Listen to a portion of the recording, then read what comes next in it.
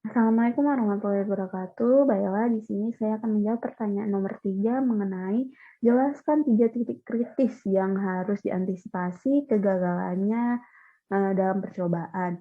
Pada contohnya pada titik akhir titrasi yang A itu titik kritis pada titrasi iodo dan iodimetri.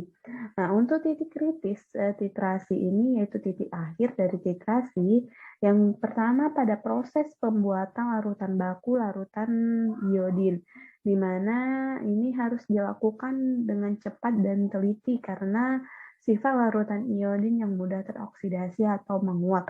Di sini titik kritis di sini pada proses pembuatannya kegagalan ini dapat membuat suatu reaksi yang ditimbulkan nantinya oleh larutan iodin itu berubah.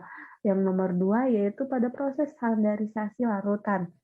Contohnya pada proses standarisasi larutan baku Na2S2O3 0,1 N dengan K2CrO7, di mana dalam standarisasi ini harus diperhatikan titik kritis atau titik akhir dari titrasi yang menggunakan natrium triosulfat, di mana titik kesalahan dari titrasi ini dapat berupa kelebihan dari natrium triosulfat yang digunakan.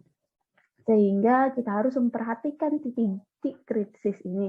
Yang terakhir yaitu dalam penentuan kadar yang menggunakan metode titrasi, yaitu titrasi di mana kita harus memperhatikan titik kritis atau titik ekuivalen pada titrasi ini karena kelebihan pada titrasi ini atau kelebihan titrat itu dapat dapat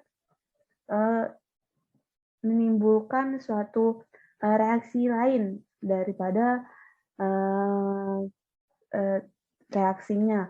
Contoh ini bisa terjadi karena adanya kelebihan titran atau terjadinya reaksi antara indikator dengan analit yang tidak diinginkan atau terjadi titrasi dapat terjadi reaksi antara indikator dengan titrannya sehingga itu tidak diinginkan atau reaksi yang tidak diinginkan.